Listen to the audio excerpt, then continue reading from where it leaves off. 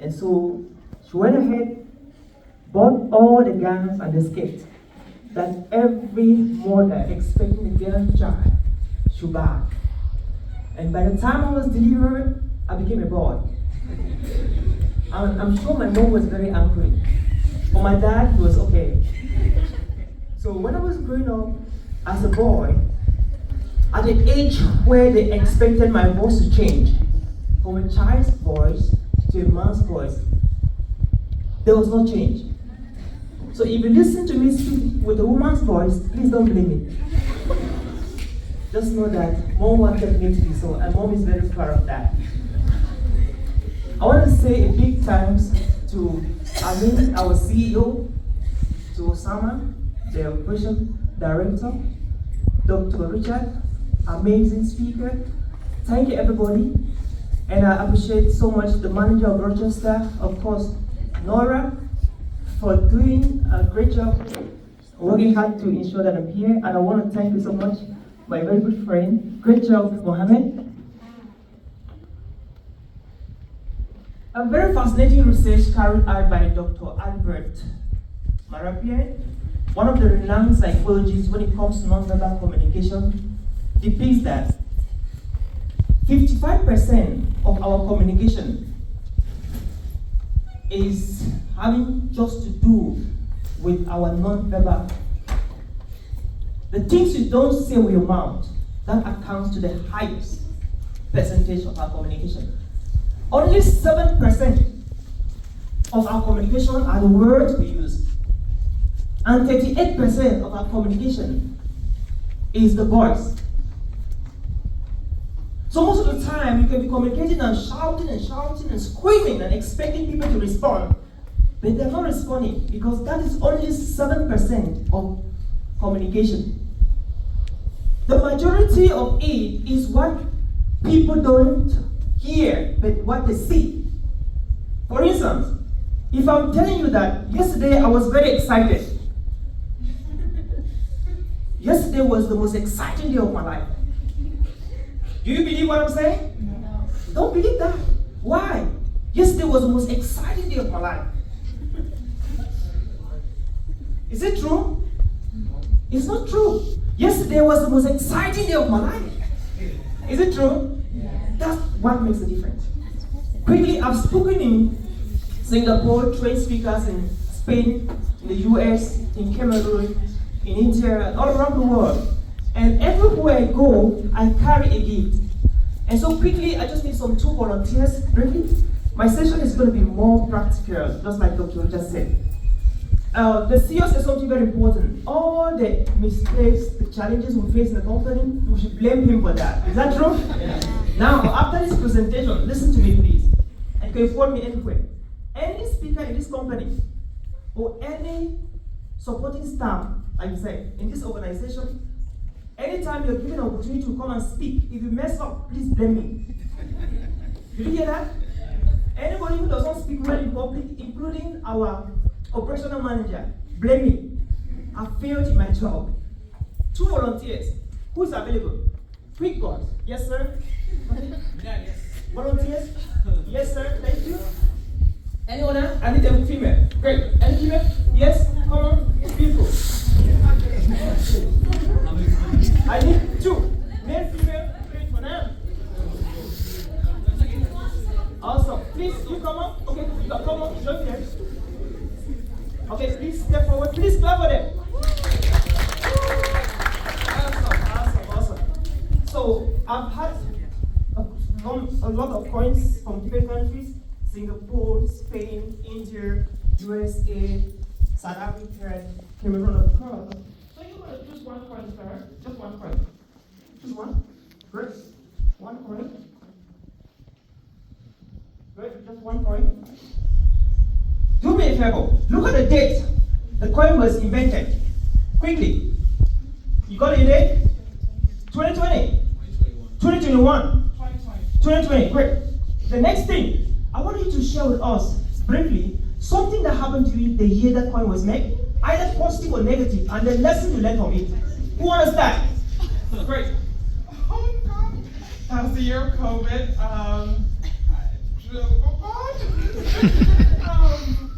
I think I was working for AAA. No, I was working for Apple at the time, and we got to work from home for like 3 months. That was nice, but life in the house was not so much fun. What lesson did you learn from it? I guess to enjoy my own company, being alone for a majority of the time, and connecting with my family. That was a big lesson, and then to also be grateful for my health. You know, that was the year everybody was getting sick, so grateful to Allah that He kept me healthy, and everybody in my family stayed healthy. Inshallah. You want to come your point back? Okay. What I learned was What happened?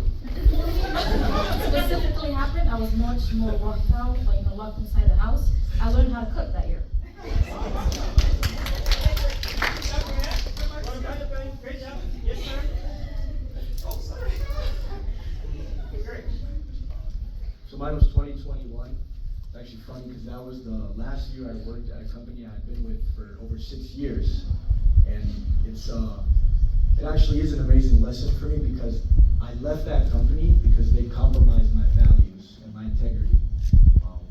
I don't want to go into super big detail about what happened, but I was working with kids at a public school, Bloomington ISD 271, and some of the staff were doing things that, I couldn't really imagine that was happening.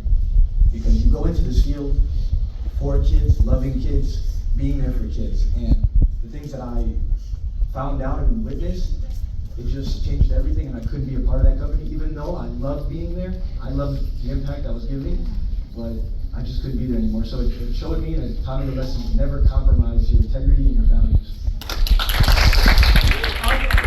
Please clap for them. Take a seat.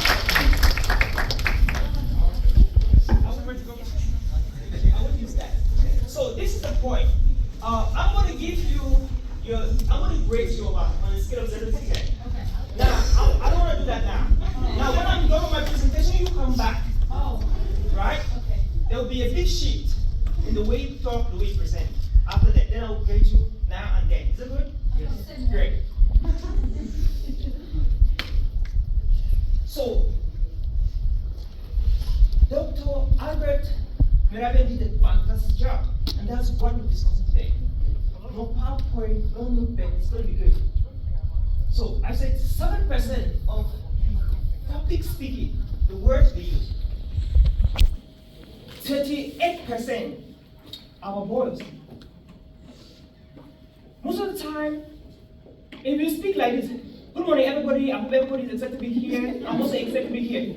That is poor communication. Good morning everybody, I hope you're excited to be here. Myself, I'm happy to be here today. That's excellent communication. So as a speaker, never you speak on a monotone. Anytime you're speaking, always make sure you go down, up, down, up, down, up, because you don't want people to sleep while you're talking. And that is only 38%. 55% now is this. Good morning, everybody. I'm happy to be here.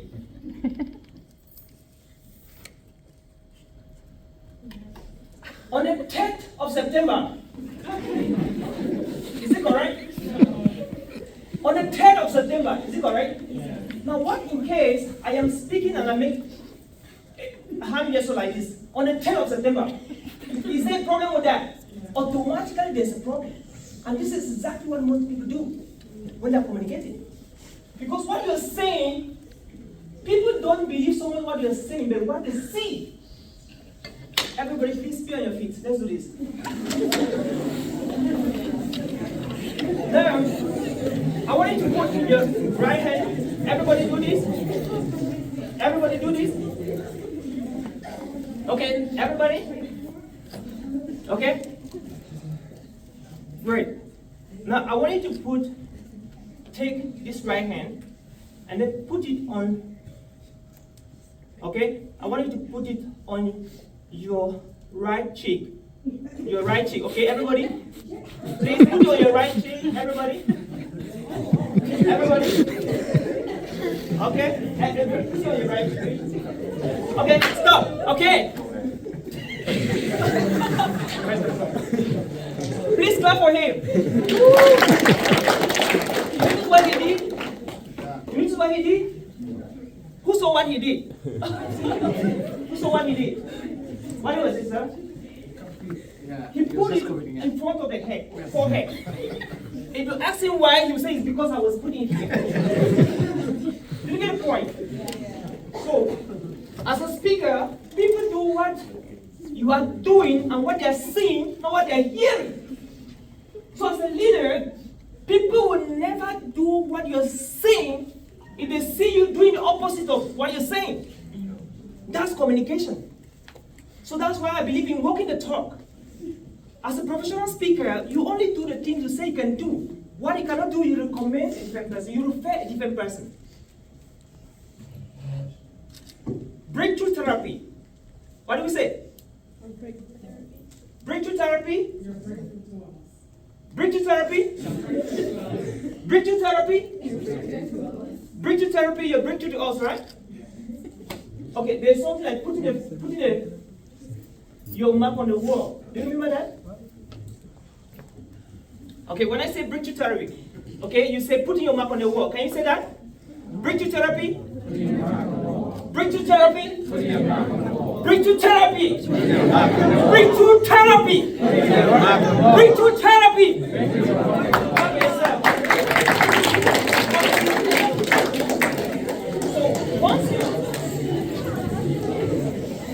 Once you understand that communication is 7% word,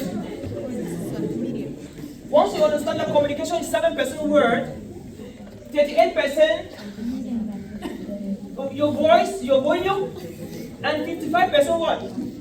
Action. Now, let's look at the action. The first action, facial expression. Now, when you're talking to a child, and you're telling your child, good morning, how do you do? Welcome. There's no way the child can feel welcome if you're telling the child welcome and frowning. It's impossible. So for the child to feel the welcome, the child first have to read your facial expression. So if you don't even use the word and you just smile, the child will feel welcome. And that is what is expected of us as support staff.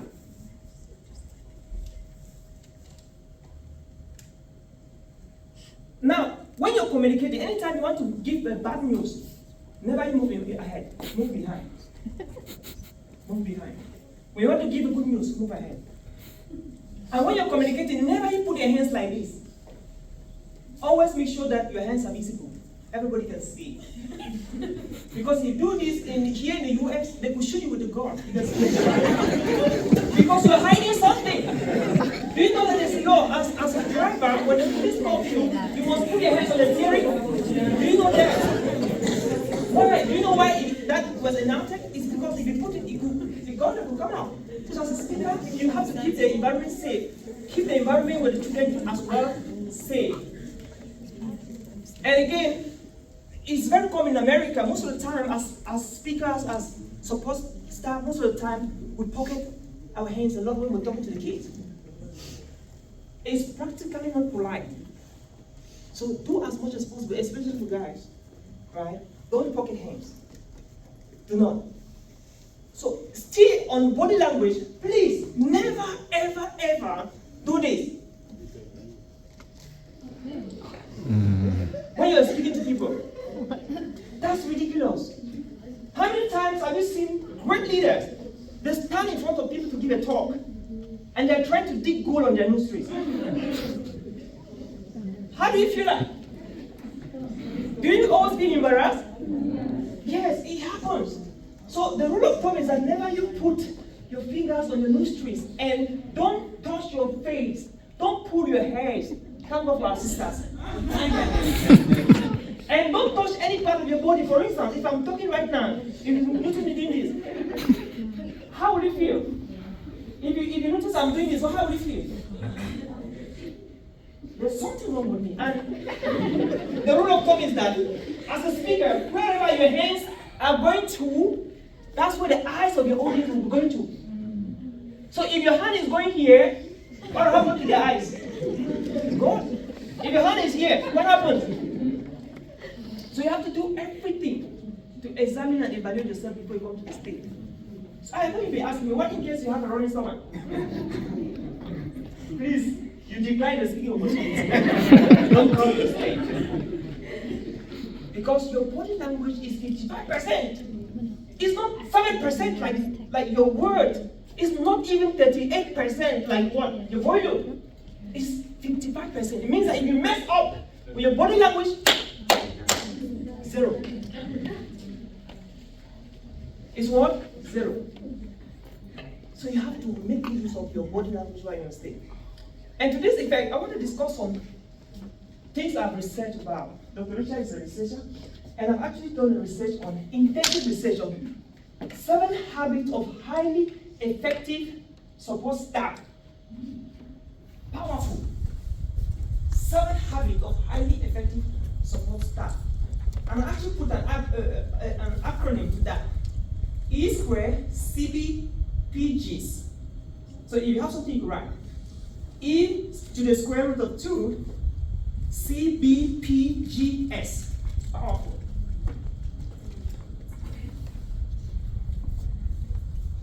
Now, when we talk about the E square, then the first E there, you mention first, empathy. Can we also say empathy? What is empathy? What is empathy? To feel someone's feeling. To feel someone's feeling. What's companion? Or passion? Is passion the same like empathy?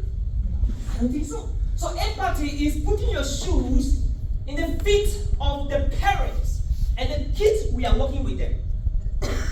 Do you see how privileged you are? That there are people that they have to teach them before they could be able to communicate. Whereas you just communicate effortlessly. Now, have you ever thought about the pain those parents go through every day trying to help their toddlers to communicate? Not to write, but to communicate.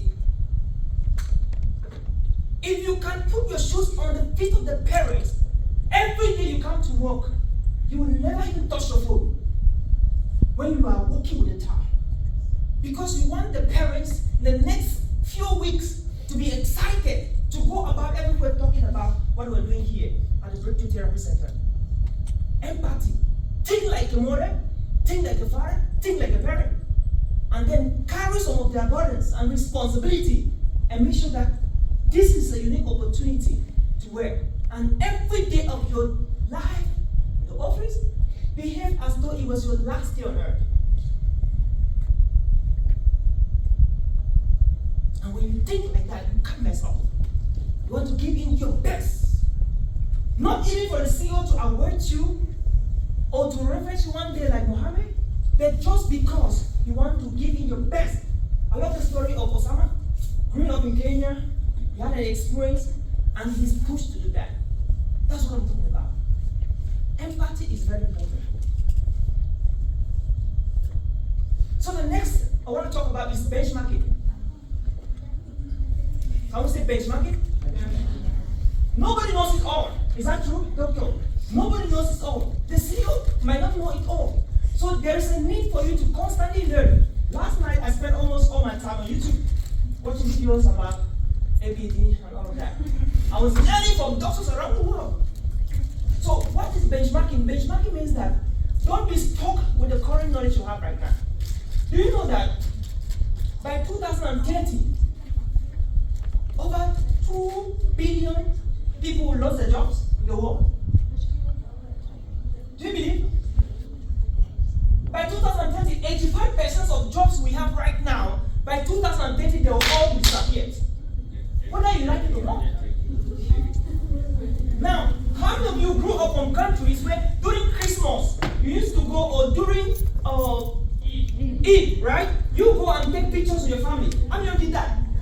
Excellent. When was the last time you did that here in the US? Anybody? Maybe a few people. How many of you have iPhones here, smartphones, Samsungs? Can you use that to do the same job you used to do with that? Yes! What happened to people who have invested millions and billions on taking photos for families? What happened to them? They gave up the time. How many of you, when you're growing up, you used to go and rent Chinese films, American films, Indian films? When you're ready to come and play in the family, you laugh, you make noise, you eat popcorn. Put up your hand. Now, when was the last time you did that? Have you done that lately? You don't do that. When you go to YouTube, you download those films. So what happens to people who set up businesses to do stuff like that? What happened? They die in natural death. They have to go back to their home countries. Or they'll kick them off. Because they have to pay rent. That's what I'm talking about. 2 billion jobs will disappear by 2030. Statistics from Forbes. Do your research. And 85% of jobs we have right now, they will go away. Only new jobs will come in. So you have to benchmark. Learn every day. Compared to what people are doing in Germany, in China, in India, in Spain, in Singapore, in South Africa. Compare best practices and new practices and go get in your job. Because if you stop doing that before you notice, you might not be still valuable. You become obsolete. And once you're obsolete, you know what happens, right? Yeah, so benchmark every single day. Benchmark every single day. Storytelling. Storytelling. How many of you believe that one of the best way to teach people is by telling stories? Awesome. Now, how many of you enjoyed my story when I started with I was a girl? I love that. Yeah, that's a powerful way to communicate to people. Storytelling. Stories are powerful. People can forget statistics. 2 billion people, 75%, but they'll never forget the story. 10 years after, if I ask you what story did I tell you, you will remember. So you can teach the kids using the stories. So stories are so powerful. Stories are so powerful. So do we agree to use storytelling to teach our kids? Yes. Which kind of stories do you tell them? Quickly, 3 types of stories. We have what we call the micro stories, the macro stories, and the meta stories. Should I explain? Micro stories are short stories. 30 seconds, 1 minute. Micro. How many medical biology? Yeah. Micro, smaller organisms. Macro, this is economics. Bigger stories. 5 minutes, 6 minutes. And then the meta story is a very special kind of stories. With the meta story, what do? We look at what is happening now in the environment, and then boom, we now use that particular thing to tell a story. You can use the mic to tell a story. You can use that to tell a story. Meta. And in other words, we call that impromptu stories. Now, how many of you have gone to events and you do not plan to say something that just surprise you? Hey, you want to say something? Take the mic. Put up your hand. How many of you mess up? Put your hands. That's what I'm talking about. So you have to learn. And one of the things I train speakers all around the world on, even that's what I had to do at the Global Speakers Credit Union in Bali, Indonesia. How to speak, what to say when you don't know what to say. And that is at the level of the senior management. Are we together? So the next thing I'm looking at here is experimentation. That's the second E. Everybody say experimentation. Experimentation. That's so powerful. Now, everything we have to do or to test, we have to experiment it. But don't keep on experimenting all the time. Are we together? So, if you are doubting about the concept that can work or not, do it, okay? Experiment. Test it. Right? You can try it on 1 or 2 children, clients, and then I bet you, if it works for one child, definitely we can do what? Scale it up. But if you don't experiment, how will we ever do that discovery? How can that innovation be possible? So we have to experiment. That is a very core one. And then another one is proactivity. That's B. Can we say proactivity? Proactivity. That's excellent. If the CEO was not proactive, if the managers were not proactive, we would have been sitting there today. Yes? Yeah. So we have to be proactive. Now, just let me explain my definition for proactivity. Proactivity simply means that, hello, there's some distraction somewhere. Are we together? Yes.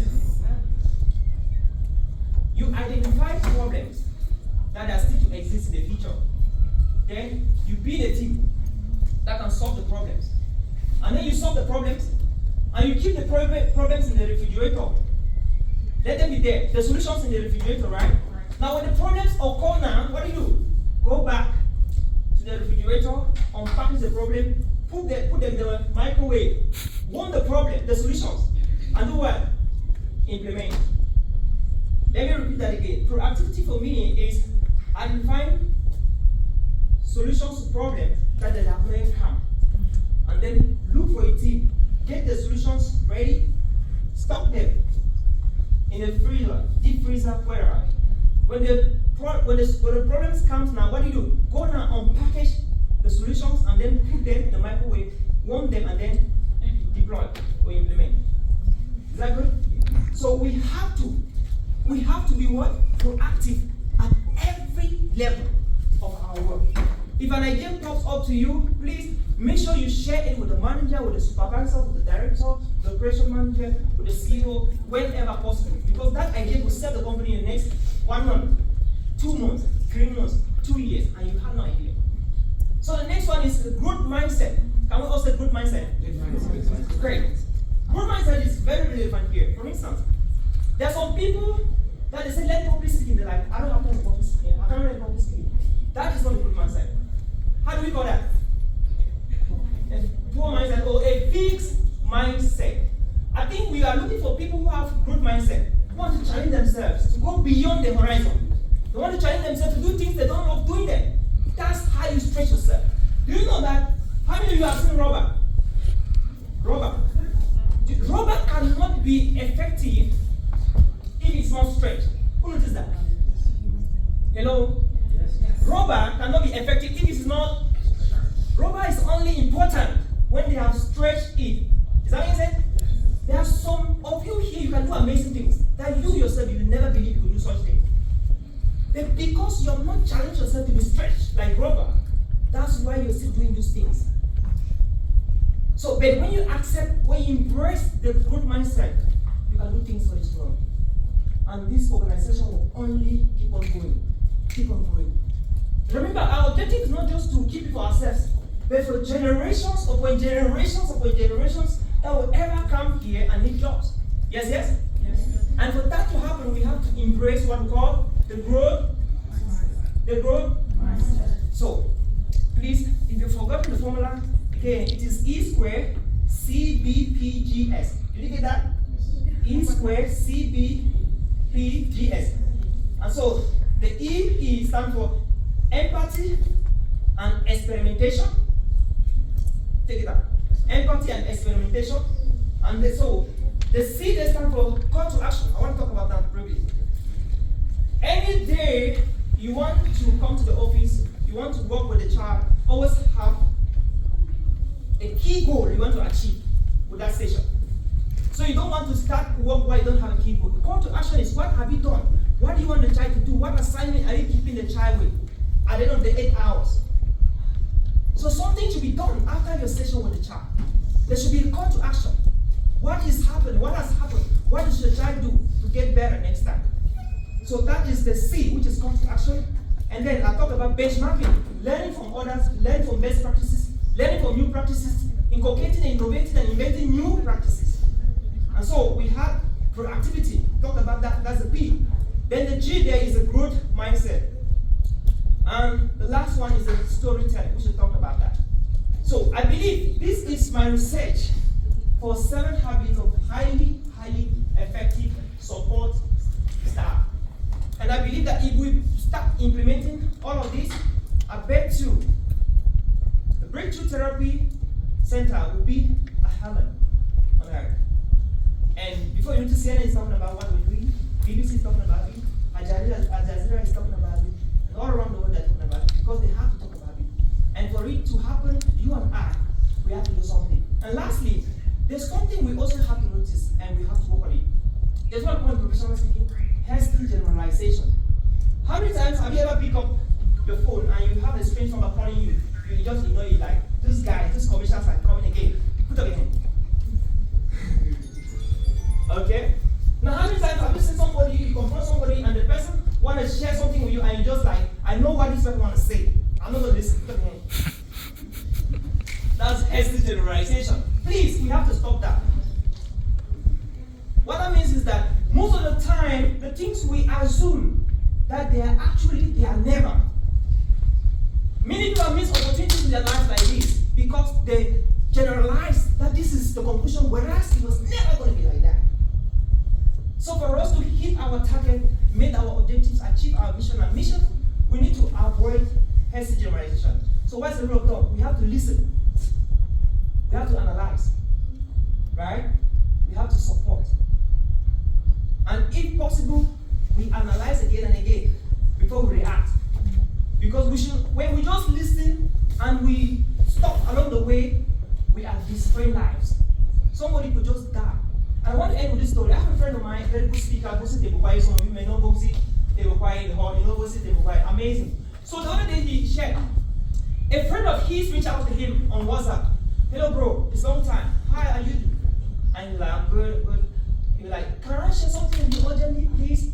And you're like, oh bro, sorry, I'm in station training right now. I'm busy. Let's talk tomorrow. Boom. The next day was tomorrow. And Lucy only heard about the death of that his friend. Did you hear that? It was only the death of his friend that was announced to him.